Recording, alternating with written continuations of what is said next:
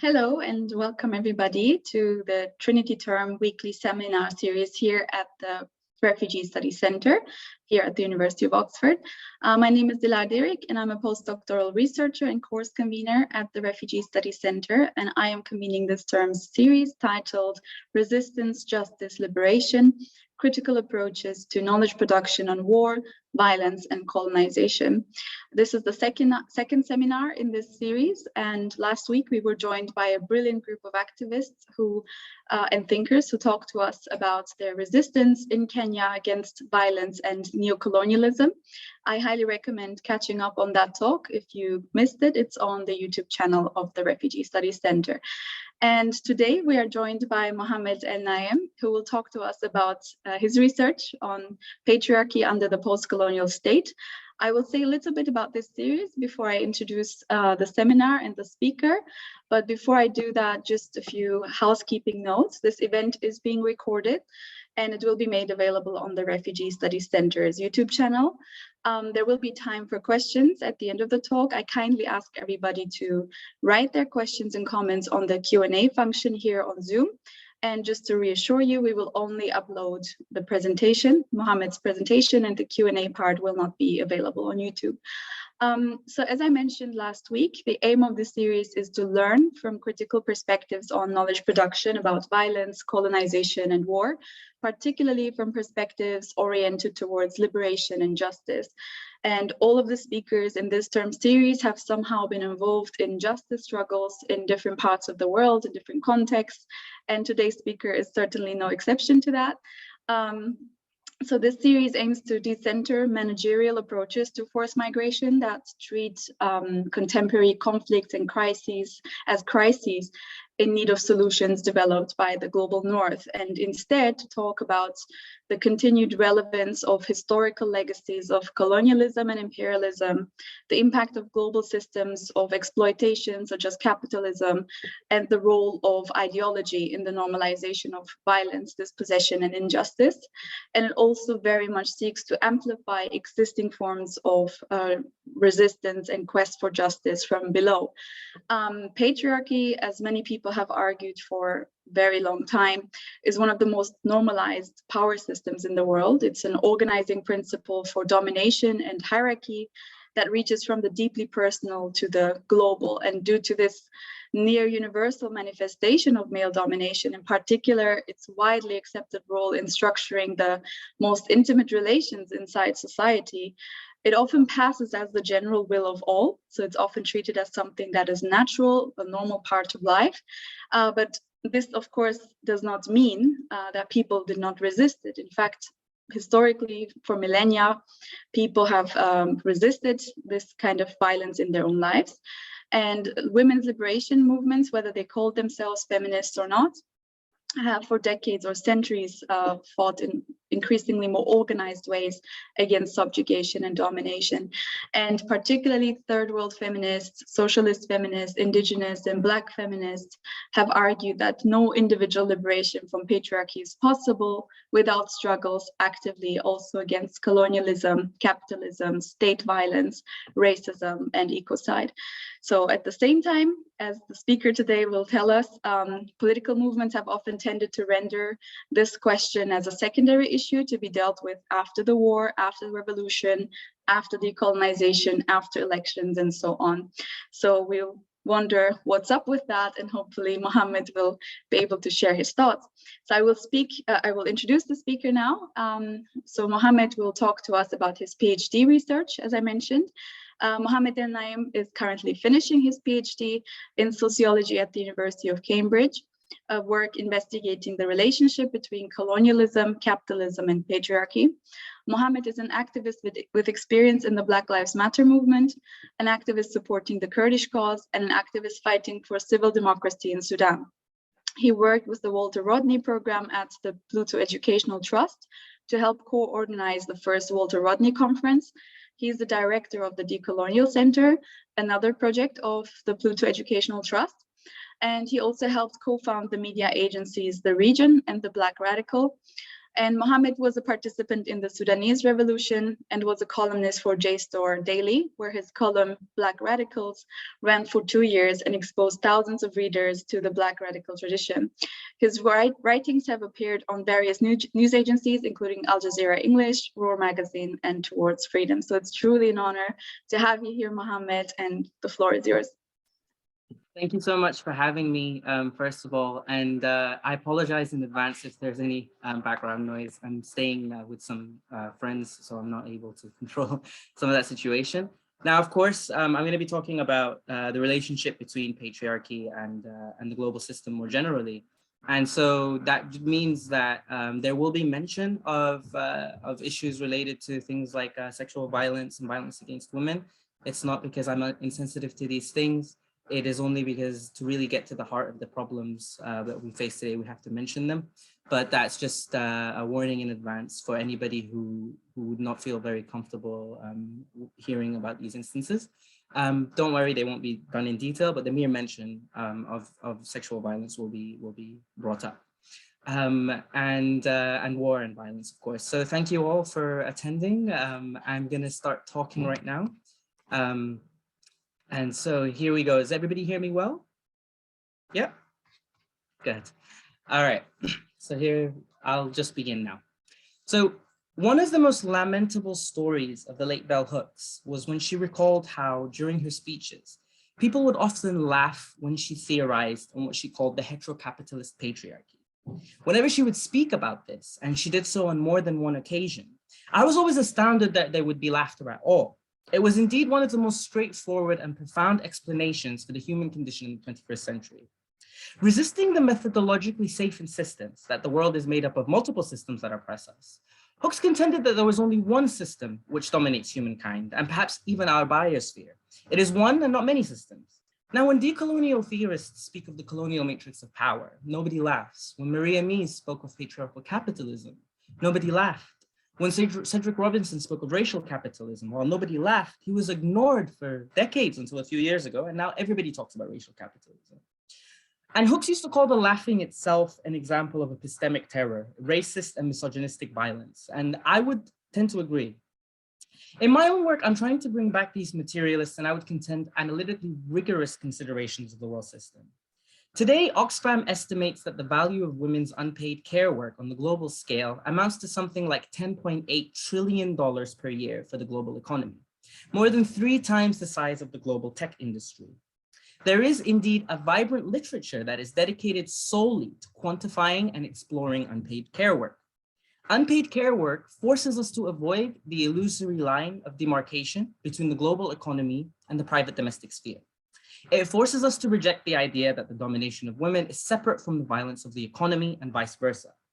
Although today, even the UN is concerned with care work as a category, it really emerged during the 1970s among socialist feminists who, finding themselves stuck between a women's movement that treated capitalism as peripheral in the struggle against patriarchy, and a new left which treated the struggle against patriarchy as a distraction, these women sought to chart a new course which linked the two.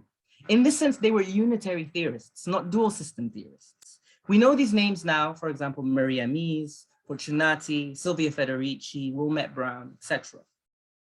And in 1969, the French material feminist Christine Delphi had described how feminists around the world, separated by thousands of miles and without contact with one another, had begun to try and explain the historical oppression of women through an investigation into the origins of housework.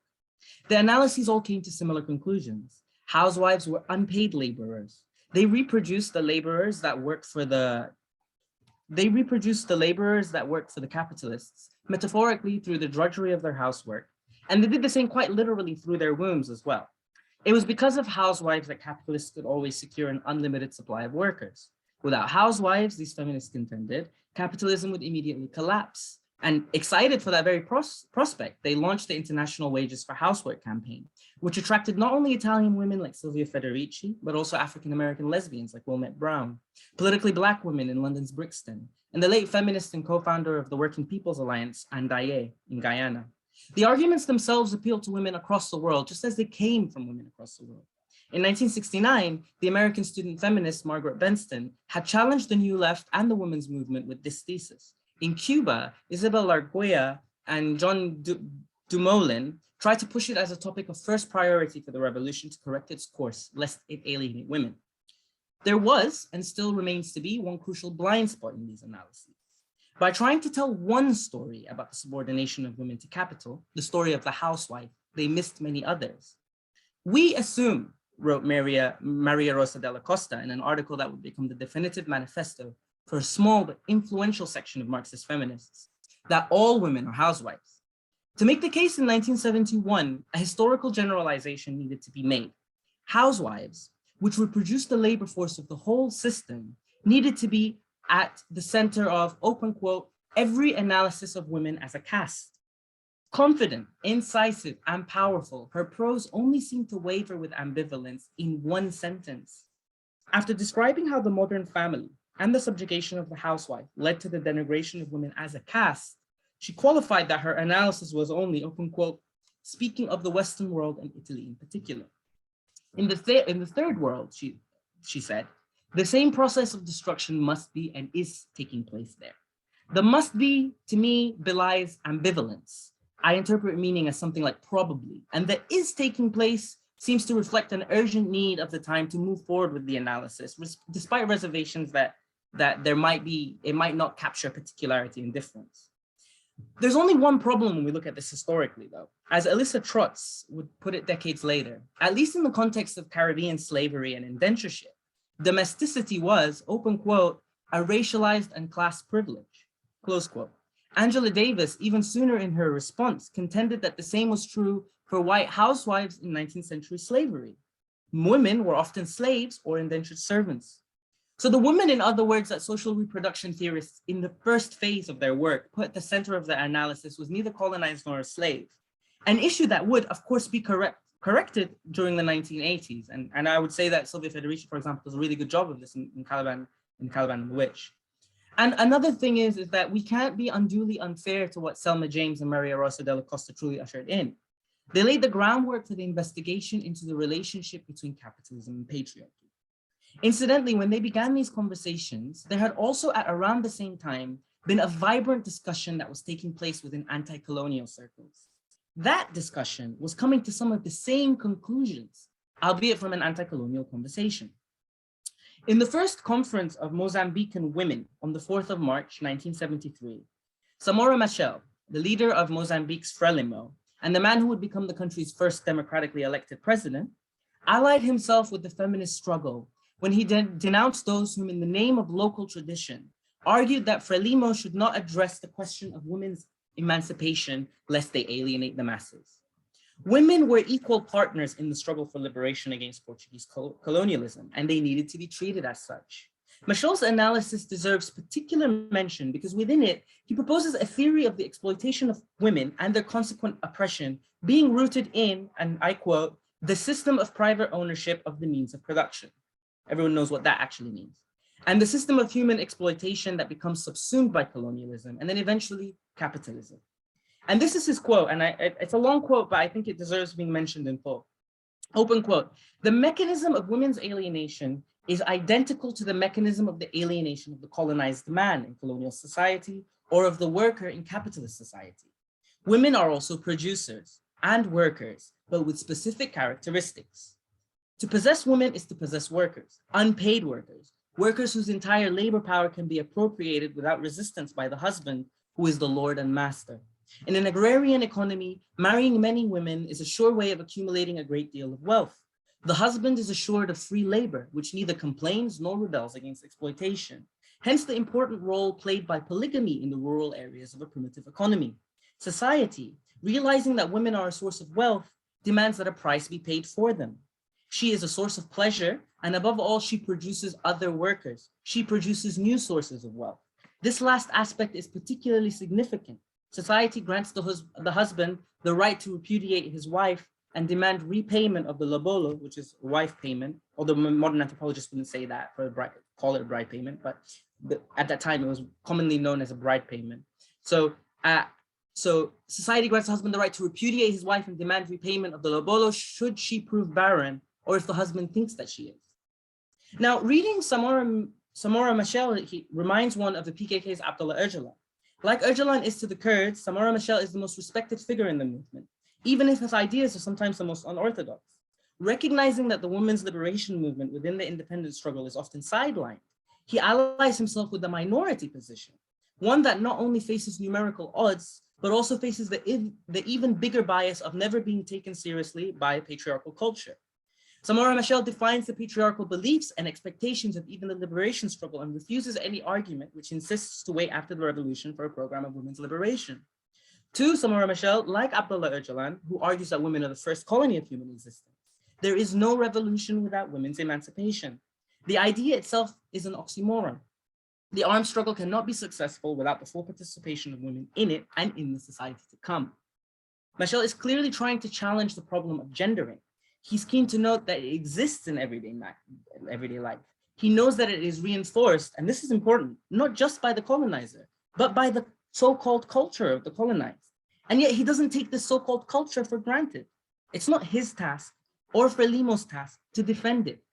He knows that the subsumption of indigenous culture into colonial reproduction, which ensures through formal and informal means, through politics and culture, that women reproduce colonialism is also to blame.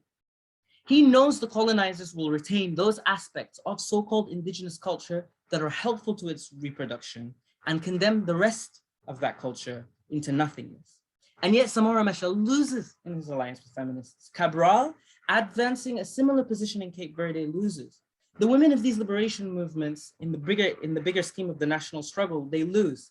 And the liberation struggles against Portuguese Africa remain patriarchal. The feminist platform is never, during the process of decolonization, taken seriously in the struggle for self-determination. And one has to wonder why. In an incredibly insightful preface to a deeply moving film, Goran Olsen's Concerning Violence, which has Lauryn Hill reading excerpts of Fanon's Wretched of the Earth against Swedish archival footage of armed African nationalist and independent movements in the 60s and 70s, Gayatri Spivak highlights a key missing dimension to Fanon's work that is neither captured in The Wretched of the Earth nor in Concerning Violence. She says, open quote, although liberation struggles force women into an apparent equality, starting with the 19th century or even earlier, when the dust settles, the so-called post-colonial nation goes back to the invisible long-term structures of gendering, she argues.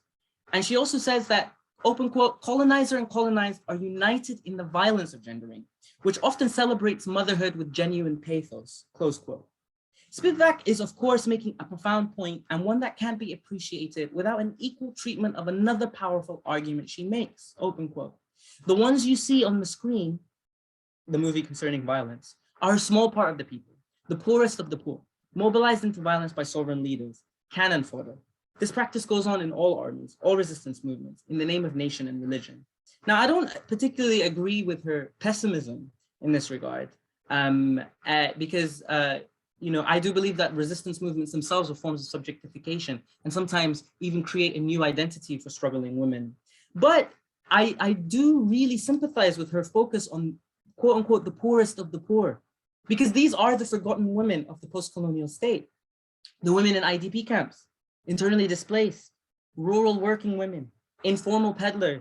They aren't celebrated by the let's break the glass ceiling type of capitalist feminism, but ultimately they do constitute the vast majority of the women that inhabit this planet. Early this year, this time hosted on the World Economic Forum website, Oxfam released a remarkable statistic. 252 men have more wealth than 1 billion women and girls in Africa, Latin America, and the Caribbean combined. One here is reminded of the very important theoretical contribution of the late Andaye from the Working People's Alliance in Guyana. A lifetime of fighting for women in the Caribbean compelled her to remind her fellow women that any feminism worth its name, open quote, must begin with the interests of the poorest women. Again, not only in theory, but in the way we organize, close quote. I want to focus on Africa here for many reasons. It is no longer seen as the quote unquote dark continent. Africa is, we are told, rising instead. Urbanization is growing at rapid heights. There is a generation of Africans which never lived during the era of formal colonialism. Africa now has a vibrant middle class. Women can be found in many halls of government and industry. And collectively, it is the fastest growing economy. Africa still provides the vast majority of the world with the raw materials necessary for modern society. In today's world, it is untenable to impose on Africa a Rostowian vision of development. Africa is deeply integrated into the global circuits of production. It's not true that Africa is a former version of Europe or Asia. Indeed, if Africa stops moving, the world collapses. And yet informality still reigns supreme in Africa. Across much of the continent, we still have a political marketplace where rebels, militias, and the military barter, ultimately for a profit and in service of the smooth running of resources and extractive resources and transnational capital. Africa thus provides us with a limit case, a diagnostic by which we can assess the role of the post-colonial state, the dreams of which many martyrs died for in liberation struggles throughout the 20th century. But before we proceed, you must dissuade yourself from the idea that corruption or forced displacement or armed violence are symptoms of a failed state. I contend that what our states are doing is not failing. As far as the architecture of the global economy is concerned, they are actually playing the part they're supposed to play. Violence in the peripheries of capitalism is necessarily naked for the smooth functioning of the entire system. And I want you to keep this in mind as I tell you some of the anecdotes later. I'm going to repeat it again. Violence in the peripheries of capital is necessarily naked for the smooth functioning of the entire system, especially those parts where violence is most invisible, like for example, in England, where I live. Remember, 252 men have more wealth than 1 billion women and girls in Africa, Latin America, and the Caribbean combined. Now, consider the lives of two very different African women. On the one side stands Isabel Dos Santos, Africa's first female billionaire, who, according to a global investigation by the International Consortium of Investigative Journalists, achieved her wealth purely through fraud, graft, and the extraction of Angola's resources.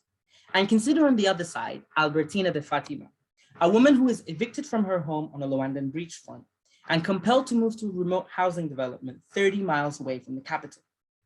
Isabel Dos Santos is the daughter of Angola's comrade number one, Eduardo Dos Santos, a man born in the settlement of Sambizanga, which until today is still a slum dotted with the tin houses and ill-equipped to house even the most desperate. Until today, Sambizanga's water supply is unsanitary. Its houses wait to be electrified, and its roads only unfinished trails, symbolizing the illusory path outside of the ghetto to nowhere for most of its inhabitants. For those familiar with Sarah Mulderor's anti-colonial film Sambizanga, you would know why this is a tragedy. I mean, it's a very similar tragedy to the tragedy of Kenya, for example. A lot of the comrades we were speaking to yesterday come from some of the same informal settlements that also gave birth to their independence struggle. Sambizanga gave birth to the Angolan independence struggle. Eduardo Dos Santos was born there, but did what everybody who lives there dreams to do. He got out. Dos Santos began his career as a Marxist guerrilla and rose up the ranks of Angola's MPLA. In 1975, Jose Eduardo Dos Santos played a valiant role in the leadership of the MPLA and helped overthrow the Portuguese colonial machine and bring the country to its independence. And in 1979, with the death of Agostinho Neto, he was ushered into power and refused to cede that power for 38 years, though he did defeat a CIA-backed militia in a vicious civil war. This was plenty of time for Dos Santos to build a kleptocracy, using the power of the state, the MPLA itself, national companies, and access to transnational capital. This is how he and his inner circle became filthy rich. This man, who was once an idealist, didn't only oversee the country transition out of a civil war. He also ensured the transition of Angola's socialism with African characteristics into a hyper-capitalism with just empty socialist symbolism. The Dos Santos dynasty was, until recently, unique and certainly the richest in Angola. Their free access to Sonangol, the state oil company, allowed for them to build wealth that most Africans could only dream of. To take an example, from 2002 to 2015, according to the Center for Studies and Scientific Research at the Catholic University of Angola, Angola's exports totaled almost $600 billion. Oil revenue alone swelled government coffers with $315 billion. In 2017, Isabel Dos Santos was head of Angola's oil company, Sonangol. The position only facilitated the smooth running of her business empire, with more than 400 companies in 41 countries, 94 of which were in offshore tax havens like Malta, Mauritius, Hong Kong, and Panama. Isabel Dos Santos had the typical narcissism of the Silicon Valley billionaire, and with the same narrative as well. She was self-made, Africa's first female billionaire who wanted her wealth to trickle down to Black women entrepreneurs like her. She could have gotten away with that story too, had not intra-elite competition led one wing of the MPLA to leak 715,000 confidential financial documents to the Platform to Protect Whistleblowers in Africa, who in turn passed them to the International Consortium of Investigative Journalists, the same group that released the Pandora Papers, the Panama Papers, these big stories. Dos Santos' living contrast is Albertina de Fatima, one of the many invisible nulls who truly embody how post-colonial citizenship is experienced by women across the world. She lives nearby an open sewer that her children play in, and her family is one of 500 that were evicted for Miss Dos Santos' Futungo development. Tracked down by the BBC and with tears in her eyes, Albertina de Fatima pleaded for support from the government. Open quote, she said, because this is the situation she lives in now. It is impossible for 4, 5, or 6 families to live in one shack with different habits and to do so with children. She cried. She said, I cannot accuse the president or the government. I just want them to see our situation. And that is a reasonable plea, demonstrating that she still has faith that the government might represent her. What is unfortunate is that this is an illusion. The Angolan government, like any government, is committed to capital, not its citizens. The way that it's committed to capital will dictate the form of its governance. But just as England is dictated to it, so too is Angola. Isabel Dos Santos' net worth, before a series of leaks led to her ruin, was estimated at about $3.3 billion, most of which came from the executive power of her father over the state and its national companies. Women like Albertina de Fatima fall in a far lower tax bracket. She is likely a member of the 30% of Angolans who live on less than $2 a day. Rhetorically, Albertina de Fatima, pleading to the very government that dispossessed her, is the perfect example of the myth of post-colonial citizenship for women in the 21st century. The government was not ignorant to the dispossession. It's not like it tried to do everything it can to stop it. The government was actually essential to it. Sometime in 2013, a business consortium led by Isabel Dos Santos was preparing to redevelop Area Branca, a historic beachfront fishing community, as part of a $1.3 billion urban redevelopment plan. 3 years prior, Jose Eduardo Dos Santos, her father, decreed that the area, which is home to 3,000 families who lived there for hundreds of years, would become the heart of the, quote, Paris of Africa, right? And the mention of a European capital city is important here because this is what we imagine development to mean. Green and lush highways were supposed to connect shopping centers, hotels, and mansions facing the beachfront. And 2 of Isabel Dos Santos' companies were to oversee this process, Urban Vest and Landscape. At the beginning of 2013, representatives from Urban Vest, Dos Santos' company, met with project planners from Van Oord, a Dutch dredging company, to map out the project. Later, the Angolan government agency responsible for tourism awarded Urban Vest and Van Oord a $615 million contract, right? Solely because Urban Vest is owned by the president's daughter. Other European companies involved included KMPG in Portugal, which said it would promote the project for $315,000, and the US-based PwC consulting firm, which in our circles, we know people who went and worked in these consulting firms, and it provided advice and facilitated tax evasion through its offshore tax haven contacts in Dubai. Overseeing the transactions to the consulting firms as well was the Cape Verde branch of Banco BIC, a Lisbon-based bank that is partly owned by Dos Santos. Notice you keep on hearing Portugal, Portugal, Portugal, Portugal. And it's no coincidence that Angola is a former Portuguese colony.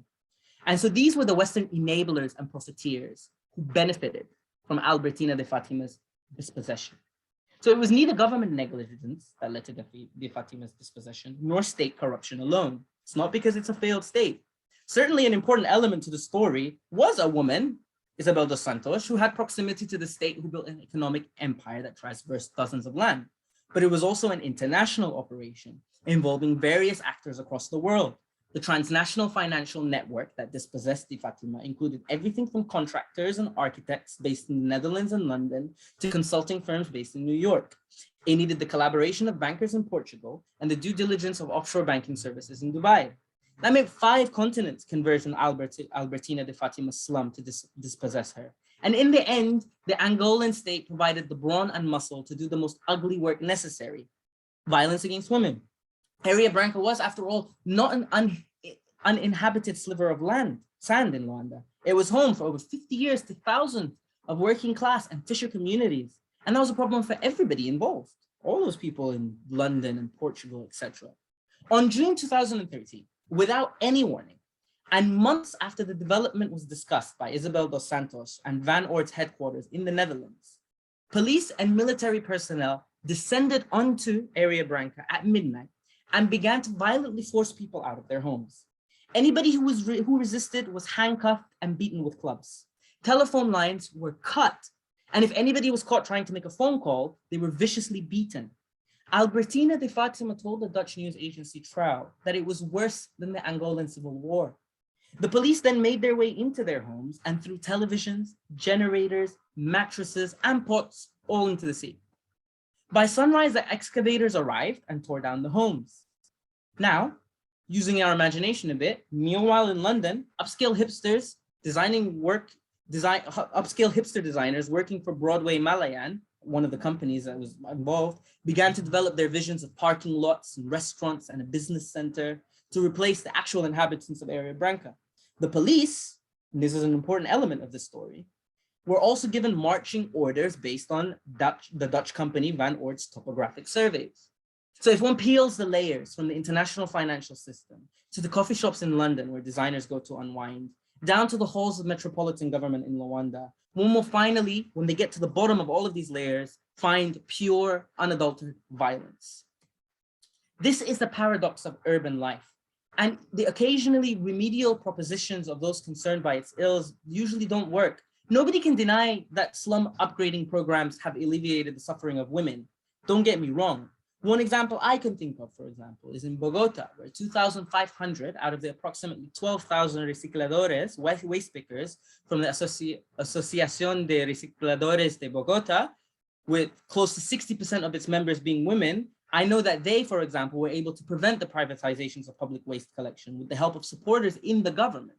So to claim that the government's sole role is to dispossess, that's not what I'm trying to say. And indeed, there are examples over the world of informal workers kind of joining in a municipalist movement to improve their conditions, using sympathizers in the municipal government, and even engaging in slum upgrading to help their lives. The problem for me is not that there's an absence of political will to abolish slums. It's that the slum itself, it's not an aberration of the city. They are an essential precondition to the very existence of the city. To assign the city government then the task of resolving the informal housing problem is like handing back a murderer their victim to revive. By houseman, Frederick Engels once wrote, open quote, I mean the practice which has now become general of making breaches in the working class quarters of our big towns, and particularly in those which are centrally situated, or in the analogy we're using, situated on a beachfront. To Engels, the process of houseman, which he found especially popular among the authorities of Bonapartist France, remember this is supposed to be the Paris of France, was proof that neither the bourgeoisie or even well-meaning socialists could solve the problem of slums. Back in 1872, 27 years after his father had sent him to Manchester to learn how to be a better exploiter, only for Engels to become a communist, Engels found in what today we would call redevelopment or slum improvement, the single biggest contradiction of the city, which he found secondary only to the contradiction between labor and capital. As it concerned redevelopment, he said, open quote, no matter how different the reasons may be, the result is everywhere the same. The scandalous alleys and lanes disappear to the accompaniment of lavish self-praise from the bourgeoisie on account of this tremendous success, but they appear again immediately somewhere else and often in the immediate neighborhood. Regardless of what the considerations were, be that public health, beautifying the town, or the need to lay down dams, railways, streets, this was how the bourgeoisie solved the housing problem. And by the housing problem, it means like slums, housing that no one wants to live in. Open quote, the breeding places of disease, the infamous holes and cellars in which the capitalist mode of production confines our workers night after night are not abolished. They're merely shifted elsewhere. So the bourgeoisie solved, open quote, the housing problem by trying to move it around, as Ananya Roy has reframed it. Gentrification is obviously one example of this, but so is open urban redevelopment and all the other forms in which capitalism moves its crises around. And this brings us back to Albertina de Fatima, crying in desperation in front of the international press.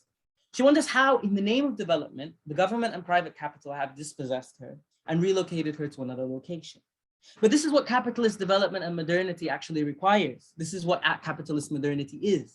If one takes this to be a moral question, Oscar Wilde tried to take a jab at this a long time ago when he was critiquing charity. He said it is both immoral and unfair, open quote, to use private property in order to alleviate the horrible ills that result from the institution of private property. But the problem is deeper than that, because we're not just talking about a moral problem.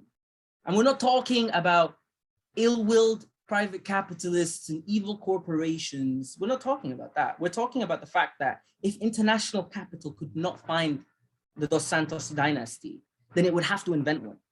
And this is the precondition of capitalism, that slums exist. Slum improvement in many ways is a sophisticated game of musical chairs. So let's be clear once again, if all of the contracting companies in Europe and the tax havens across much of Britain's actually existing colonies today didn't have an Isabel Dos Santos, in this fast-paced world of financial and real commodity circulation, they would need to invent her. But beyond structurally necessary corruption, and I want to emphasize this, I want to underscore this, structurally necessary corruption.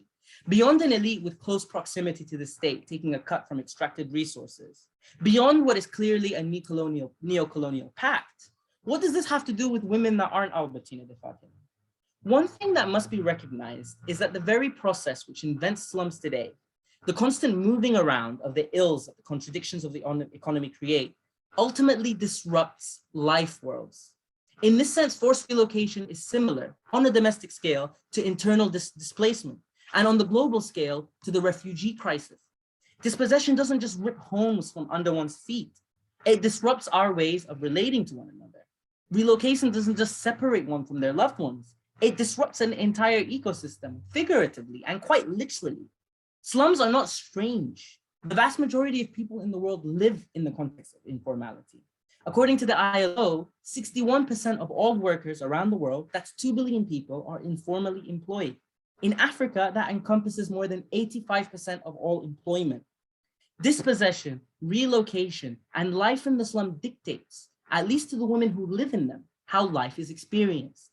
There is a vibrant literature on intimate partner violence, or IPV, for instance, that relates domestic abuse to one's neighborhood setting. In the case of India, Bushra Sabri and Jacqueline Campbell have found that intimate partner violence rates, often justified through patriarchal values, are almost always the same in slum and non-slum settings. But in every slum sample, the sample of women who experience domestic abuse is staggering. It's 1/4. But the factors associated with intimate partner violence, they write, were, open quote, early marriage, husband's alcohol use, women's employment, cultural justifications of wife beating, all of this. Regardless of that being generalized across slum and non-slum settings, they also found, open quote, that low socioeconomic status, unhealthy living conditions, and the lack of basic services play a role in women's vulnerability to abuse and their inability to break free from abusive relationships. I don't know, for instance, if you all remember the Zika virus. The Zika virus was also concentrated mostly in slums in Brazil. It wasn't a virus that many middle-class women got. And that was a virus that ultimately was a virus that was particularly felt by women. And so when a woman has been relocated very far from her kin group, her own indigenous institutions, and is forced into a small confined space, 4 or 5 families, like Albertina de Fatima says, where does she go? Who can help her? Her whole life world has been disrupted. Our life worlds dictate how we interpret the world we are thrown into. It dictates our common sense notions around ethnicity, around race, around gender. One thing that is often unrecognized about the dispossession wrought by colonialism and more recently the market is how much of a rupture it actually is for our life worlds. Even the domestic nuclear family, which we take for granted today, did not emerge naturally in the post-colonial setting. And there's tons of new research about this. I'd recommend Henrich's book, Weird, which shows that the domestic family, the nuclear family, really emerged in Europe, and really because of the Catholic Church. And virtually every aspect of a woman's life is mediated to some degree by relocation, dispossession, and violence in the economy. This is both true for contemporary times and historically as well. So, for example, in 2008, none at Harvard looked at the number of slaves taken from each country in Africa, as in accordance with the borders today. And during the slave trades, and by combining data on the number of slaves shipped from each African port with historical documents that showed the ethnicity of over 106,000 slaves, he was able to recognize that, open quote, the countries from which the most slaves have been taken were today the poorest in Africa. He also estimated that if the slave trades had not occurred, then 72% of the average income gap between Africa and the rest of the world would not exist today. and 99% of the income gap between Africa and other developing countries would just not exist. And there have been a series of other studies that prove how disastrous the social, political, and economic consequences of dislocation and forced migration, and the worst of which was the transatlantic slave trade, have been for the continent, some of which are directly related to institutions that govern gender relations today. The unnatural demographic shift alone that forced relocation poses has its effect on how people experience their gender. Edlund and Koo, Dalton and Luang, Bertoki and Dimiko have found that the transatlantic slave trade resulted to increases in polygyny in areas where slave exports were most intense. And until today, areas that have more polygyny are those areas which had more of a demographic emptying. So this also tells us something about these cultures that we naturalize, concept of culture. Nunn and Wetchekon have found that there is a strong link between areas where slave captors were most active and people's lack of trust in their neighborhoods, families, and institutions today. But I think in addition to the polygyny one, the one that's most directly related to gender is that Bertocci and Dimiko have also found that due to the greater prevalence of polygyny in those areas that we just talked about, HIV rates are also increased in areas where there's been more forced relocation out. And so without these very valuable quantitative studies, some of which are only a few years old and changing how we think about Africa, one could have easily seen polygyny or HIV or trust in institutions as just problems of indigenous patriarchal culture, nothing to do with the West, nothing to do with the market, nothing to do with the global economy and the rhythms of the global economy. But what we take as culture is experience, it's transfigured, and it works in accordance with the rhythm of the global economy. There are no self-contained cultures, not now, not never. And these are all very important indicators for how women experience their lives across the world. It must be said that this is what colonialism and development, like urban redevelopment through neocolonialism actually is. It's rupture. It is, of course, natural for societies to develop or grow, and sometimes exogenous shock within a certain kind of regional ecosystem compels paradigm shifts in the way that life is experienced. But what European colonialism and what the system that it brought to the world has done, and its particular regime of this dispossession and forced migration, is that it's forced ruptures in our ways of being. What does this mean? It means that colonialism interrupts the natural course of development that arises from adaptation to a particular fiscal, ecological, and societal environment. For example, you could be a village and there could be other villages and maybe even empires within your region. But once the European colonizer came to a certain area, even those biggest empires fell down in one day.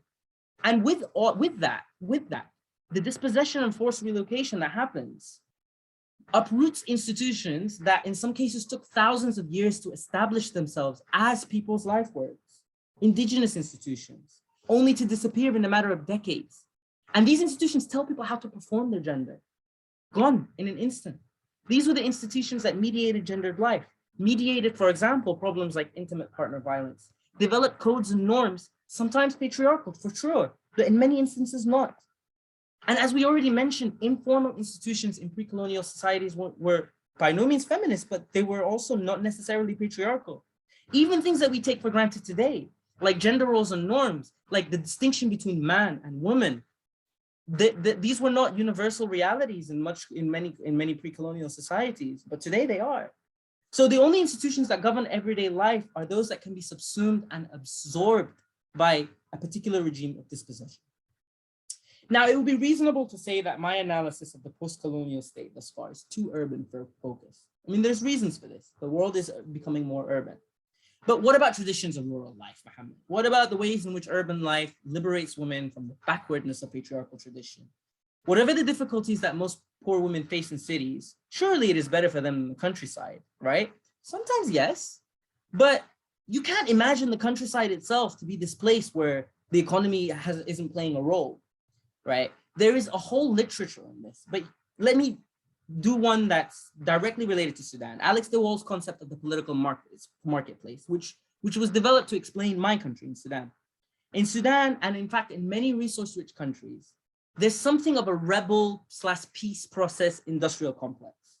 A political marketplace where in exchange for peace, the state barters concessions to rebels. It's important to explain the context because not all armed struggles are like this. But the ones in Sudan are particularly like this, and many countries in resource-rich countries as well. And so this is going to be a very brief discussion, and I could give a whole conversation about the political marketplace, but I'm trying to keep it short. But let me start by how it usually begins. So usually what happens, for example, is it begins with very legitimate identity-based struggles that are rooted in marginalization, right? Post-colonial marginalization, state marginalization, ethnic minorities who are been excluded from politics and are oppressed because of differences in their skin tone or language, etc. Right? But in the absence of disciplined organizational structures, these armed struggles emerge and very quickly lose their ideology. And whenever an armed struggle in the periphery of Sudan, for example, forms, a retaliatory militia organized along ethnic lines, supported by the government to try to quell the rebellion, soon follows.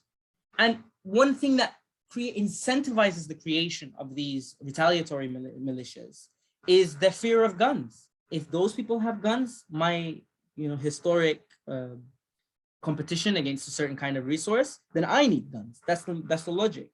And guns complicate community relations that have developed for many, many, many years. And when ethnic militias form, sometimes with direct help from the central government to quell a rebellion, local security soon falls apart. And very quickly, the state realizes that its dependence on militias means that it must give up its monopoly over violence over a certain territory that the militia claims. Now, whatever the situation, now there are various armed bands and movements who need some way to maintain their existence. The logic of ensuring the continuation of their armed movement leads to specialization, sometimes in the drug trade, for example, but also in legitimate trades over other resources. The armed groups and militias take over entire industries, agriculture, mining, and things like real estate. This ensures the continuation and indeed profitability of the armed movement, especially for the upper parts of it. Then the armed struggle fractures, and the militias start to fight each other. And the state, desperate to try to reestablish its influence, co-opts some of the militias and tries to set up more generally a peace process. And there's no peace process in the context of Sudan or in many resource-rich countries without promise for political positions or concessions on certain rights to gold or copper or cobalt. And as for the primary producing industries, there's the people in the West, transnational corporations and commodity traders, they couldn't give a crap about how these commodities are produced. They just want their commodities to arrive on time.